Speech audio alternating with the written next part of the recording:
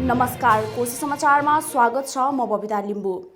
आज प्रदेश 1 मा कोरोना संक्रमणबाट 2 जनाको मृत्यु भएको छ। विराटनगरमा 1 पुरुष र धरानमा 1 महिलाको मृत्यु भएको हो।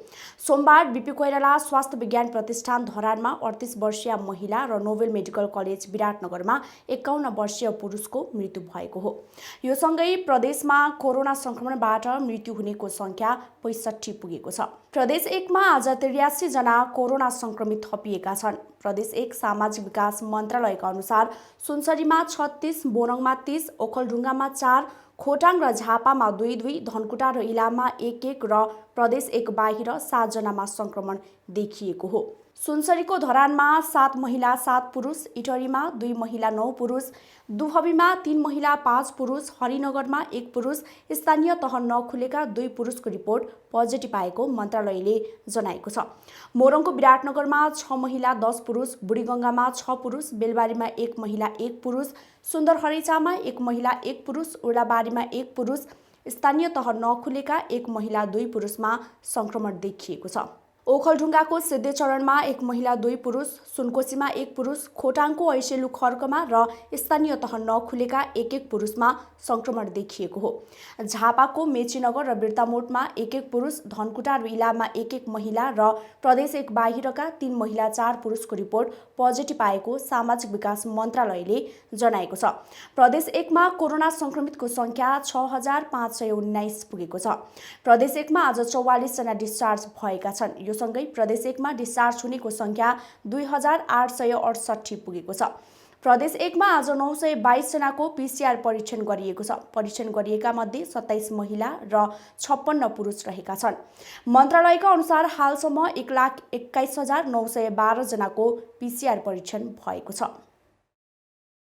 कोरोना भाइरसको संक्रमण बढिरहेको बेला विराटनगरमा असोज 25 गतेबाट सञ्चालन गर्ने तय भएको कक्षा 11 को परीक्षा स्थगित हुने भएको छ। सरकारले विद्यालय तत्काल नखोल्न दिएको निर्देशन अवज्ञा गर्दै विराटनगर महानगरपालिकाले निजी विद्यालय सञ्चालक सङ्घको छलफलपछि परीक्षा लिने तयारी गरेको थियो। कोरोना संक्रमण बढिरहेको बेला चाडपर्वको मुखमा शुल्क असुल्नकै लागि परीक्षा लिने तयारी गरेको भन्दै विद्यार्थी आन्दोलित भएपछि परीक्षा स्थगित हुने भएको हो। सरकारले माघसम्ममा परीक्षा लिन निर्देशन दिएपछि विराटनगरका विद्यालय र महानगरपालिकाले छलफल गरी परीक्षाको तालिका सार्वजनिक गरेका थिए। विद्यार्थीहरूले परीक्षा स्थगित गर्न माग गर्दै सोमबार विराटनगर महानगरपालिकामा धरना दिएका थिए। माघसम्म लिन सकिने परीक्षा कोरोना संक्रमण बढिरहेको विराटनगरमा असोजमै लिन हतारिनुको मुख्य कारण चाडबाडको मुखमा रकम असुल गर्ने उद्देश्यले प्रेरित रहेको अभिभावकहरूले आरोप लगाएका छन्। परीक्षा तालिका सार्वजनिक गरिएसँगै चौतर्फी विरोध भएपछि जिल्ला प्रशासन कार्यालयमा बसेको सर्वपक्षीय बैठकले परीक्षा स्थगित गर्ने सहमति गरेको हो। परीक्षा स्थगित सम्बन्धी निर्णय भने जिल्ला स्तरीय क्राइसिस म्यानेजमेन्ट कमिटीको बैठकबाट हुने प्रमुख जिल्ला अधिकारी कोष हरि निरौलाले जानकारी दिए।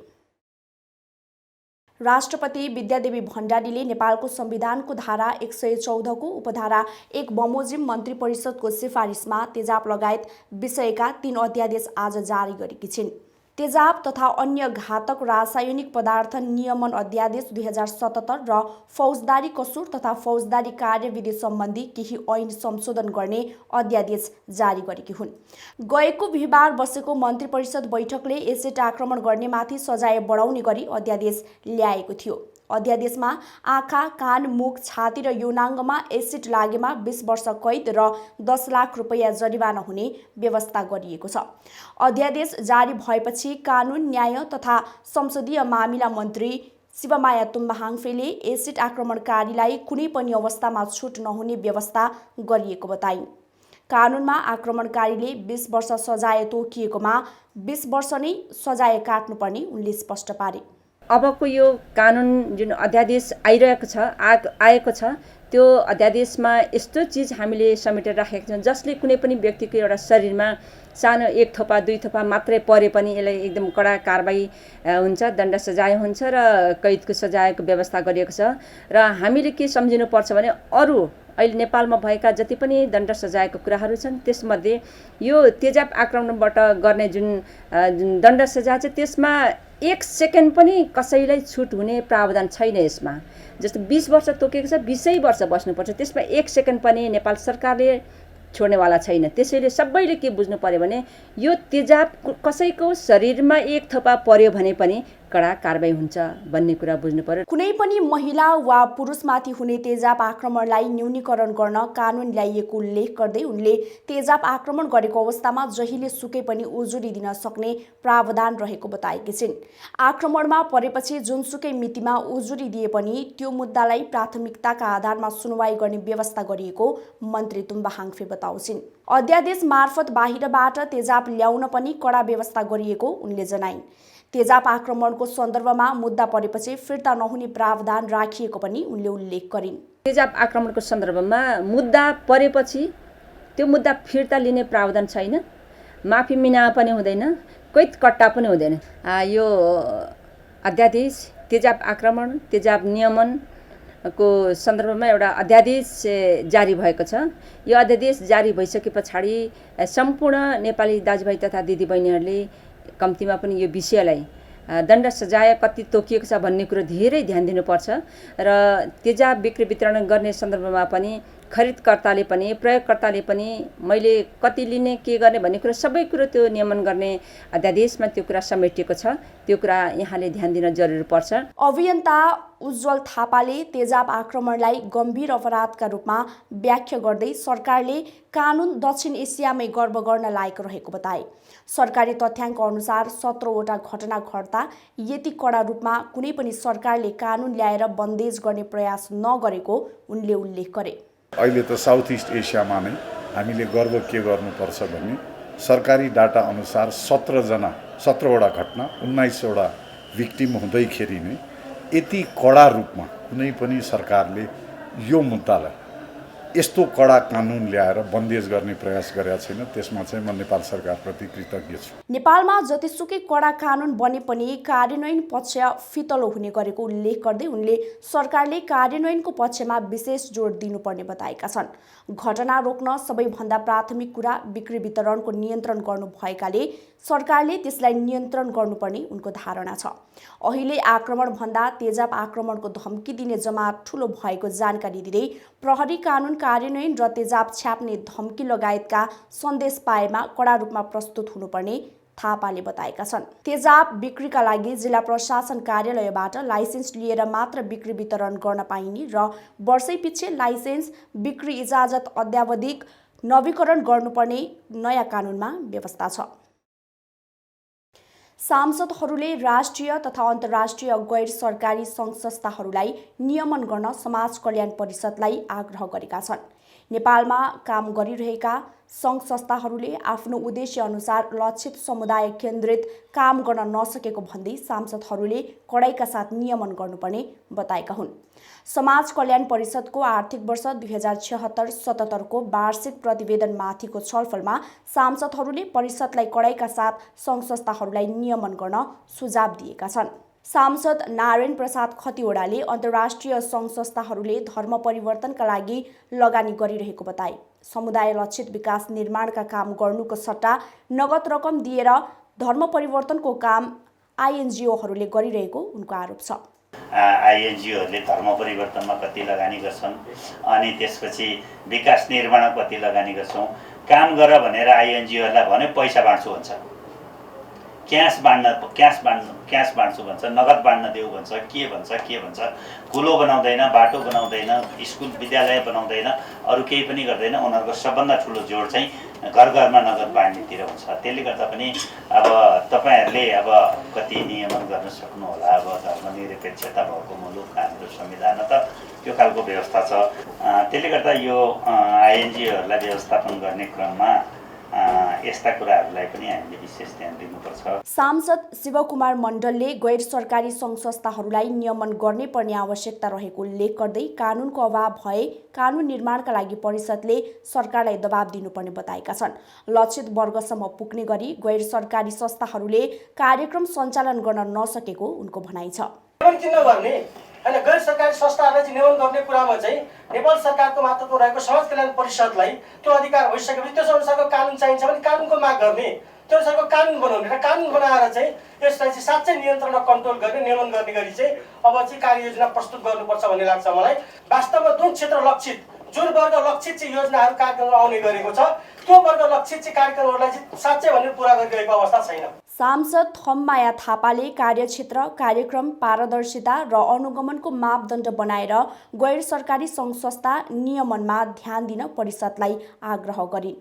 जहाँनिर उनीहरू गइरहेका छन् उनीहरूको आर्थिक उन्नति कति भएको छ, सामाजिक उन्नति कति भयो भन्ने कुरा अझै गहिरिएर त्यसलाई चाहिँ एउटा हिजोको अवस्था र आजको अवस्था के छ भन्ने कुरो चाहिँ त्यो हेर्ने कुराहरूमा हैन, त्यसलाई चाहिँ पारदर्शी गर्ने कुराहरूमा पनि अझै कमी कमजोरी हामीले देखेका छौँ। त्यस कारणले गर्दाखेरि यसलाई यो अनुगमनको कुराहरू अनि यो उनीहरू कुन सेक्टरमा पठाउने अनि कुन सेक्टरमा जाने भन्ने बारेमा पनि अब समाज कल्याण परिषदले मापदण्ड बनाउँदाखेरि त्यो कुराहरू अहिले अलिकति व्यवस्थित गर्नुपर्छ भन्ने मलाई लाग्छ। सांसद गङ्गा चौधरी सदगौवाले जति पनि गैर सरकारी सङ्घ संस्थालाई अनुमति दिएर समाज कल्याण परिषदलाई विगतमा कमाई खाने भाडो बनाएको आरोप लगाइन्। दर्ता भएका संस्थाहरूको प्रतिवेदन कार्यक्षेत्र अनुसार काम गरे नगरेको विषयमा अनुगमन गर्न परिषदले नसकेको पनि उल्लेख गरिन्। मैले देखिराख्दाखेरि समाज कल्याण परिषदको नाममा आज एउटा कमाउ खाने भाँडो बनाएको महसुस भइरहेछ। आज समाजमा उत्थान मुक्ति गर्नु त कहाँ छ, आज त्यसमा समाजमा विकृति फैलेको मैले देखिराखेको छु। सांसद लक्ष्मी परियारले संस्थाका नाममा सरकारलाई झुक्क्याएर बजेट लिएर बाँडफाँड गर्ने प्रवृत्ति अहिले पनि रहेको बताइन्। गैर सरकारी संस्थाहरूलाई नियमनको दायरामा ल्याउनु पर्ने उनको भनाइ छ। अहिले त कतिपय ठाउँमा सरकारलाई पनि झुक्याइरहेको अवस्था देखिन्छ के, झुक्याउने त्यसपछि एउटा संस्थाको नाममा ठुलो रकम लगेर चाहिँ बाँडफाँड गरेर खाने अहिले पनि प्रवृत्ति चलिरहेको छ, अहिले नै पनि छ। अनि यसलाई अब कसरी हामीले चाहिँ यसलाई चाहिँ नियमनको पाटोमा र हामीले कसरी त्यसलाई चाहिँ बाँध्न सक्छौँ भन्ने कुराहरू चाहिँ हेर्नुपर्छ। गैर सरकारी सङ्घ संस्थाहरूलाई नियमन गर्ने उद्देश्यले नै गैर सरकारी सङ्घ संस्थाहरूलाई पेश गर्ने परियोजनाहरूको सूक्ष्म अध्ययन गरेर मात्रै अनुमति दिने गरी उपसमिति गठन भएको परिषदका उपाध्यक्ष डाक्टर पदम प्रसाद खतिवडाले बताए। यसचोटि हामीले यो अप्राइजल कमिटी उपसमिति मेरै संयोजकतामा एनजिओले पनि र आइएनजिओले पनि पेश गर्ने जति पनि परियोजनाहरू छन् ती परियोजनाहरूको चाहिँ सूक्ष्म रूपमा अध्ययन सुरुमा नै गर्ने। हुन त पहिला पनि यो थियो, यसमा हाम्रो सुशील गेवाली सर पनि हुनुहुन्छ र हाम्रो एउटा टिम छ र त्यो टिमले चाहिँ एकदमै सूक्ष्म ढङ्गबाट अध्ययन गरेर मात्रै त्यो चाहिँ अनुमति दिने भन्ने खालको परम्परा सुरु गरेका छौँ। परिषदका कोषाध्यक्ष लोकनाथ सुवेदीले सरकारी अनुदानबाट न्यून मात्रामा मात्रै बजेट आउने गरे पनि सो आर्जनबाट परिषदले आफ्नो खर्च धानिरहेको बताए। अहिलेको अवस्थामा परिषद आर्थिक रूपमा धराशायी बनेको उनले उल्लेख गरे। बढीमा 1 करोड हुने गर्छ र यो वर्ष त अझै त्योभन्दा कम, गत वर्ष पनि कमै छ र परिषदले आफ्नो सबै काम कारबाही चाहिँ आफ्नै स्व आर्जनबाट सञ्चालन गर्ने गरेको छ र अहिले आएर परिषद चाहिँ अलिकति आर्थिक पक्षमा चाहिँ धाराशायी अवस्थामा पनि पुगेको रहेछ। हामी त्यो पुगेर हेर्दाखेरि र गत वर्षको बजेट हामीले 19 करोड जति आम्दानी र खर्च गऱ्यौँ र यो वर्ष चाहिँ अझ घटेर हामीले 17 करोड मात्रै आम्दानी र खर्चको बजेट अस्ति भर्खरै बोर्डबाट पारित गरिसकेका छौँ। परिषदले विभिन्न ठाउँमा रहेको जग्गा मिलेमतोमा न्यून मूल्यमा भाडामा दिने गरेको गैर सरकारी संस्थाहरूको नियमन गर्न नसकेको भन्दै आलोचना हुने गरेको छ। सङ्घीय संसदमा प्रतिनिधित्व गर्ने महिला सांसदहरूले संविधान संशोधन गरेर 16 वर्ष मुनिका बालिकालाई बलात्कार गर्नेलाई मृत्युदण्ड दिने व्यवस्था गर्नुपर्ने बताएका छन्। विभिन्न राजनीतिक दलबाट नेतृत्व गर्ने महिला सांसदहरूको भेलामा सहभागीहरूले संविधान संशोधन गरेर कानुन बनाउने र अन्तर्राष्ट्रिय सन्धि समेत संशोधन गरी मृत्युदण्डको सजायको व्यवस्था गर्नुपर्ने बताएका हुन्। नेपाली काङ्ग्रेस प्रतिनिधि सभा सचेतक पुष्पा भुसालले 16 वर्षभन्दा मुनिकालाई बलात्कार गरेर हत्या गर्नेलाई मृत्युदण्डको सजाय दिने व्यवस्था गरी अगाडि बढ्नुपर्ने बताइन्।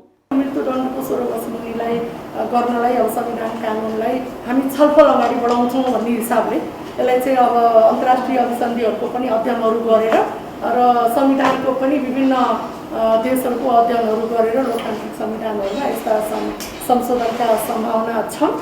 अन्तर्राष्ट्रिय अभिसन्धि नेपाल सरकारले पास गरेको भए तापनि त्यसमा पुनरावलोकन गर्न सक्ने आवश्यकता देखियो। र त्यसको लागि हामीले चाहिँ मृत्युदण्डको सजायलाई संविधान र कानुनमा ल्याउनको लागि यसमा हामीले आफ्नो थालनी सुरु गर्ने भने पनि त्यसले एउटा के हुन्छ भने ल पार्लिमेन्टले त अब यो सुरुवात गर्यो नि कमानमा यो सत्तारूढ दल नेपाल कम्युनिस्ट पार्टी नेकपा प्रतिनिधि सभा सचेतक शान्ता चौधरीले विश्वका विभिन्न देशमा त्यस्ता घटनाहरूमा मृत्युदण्ड दिने गरेका समाचार आइरहेको बेला नेपालको सन्दर्भमा के गर्ने भन्ने विषयमा छलफल गर्नुपर्ने बताइन्। अपराधीहरूलाई चाहिँ उनीहरूको मनोबललाई घटाउनका लागि उनीहरूको त्यो जुन अपराधी मानसिकतालाई कमजोर बनाउनका लागि चाहिँ अब मृत्युदण्डका कुराहरू छन्, जस्तो कतिपय ठाउँहरूमा लिङ्ग छेदनका कुराहरू पनि छन्, कतिपय ठाउँमा नपुसक बनाएका समाचारहरू पनि आइरहेका छन्।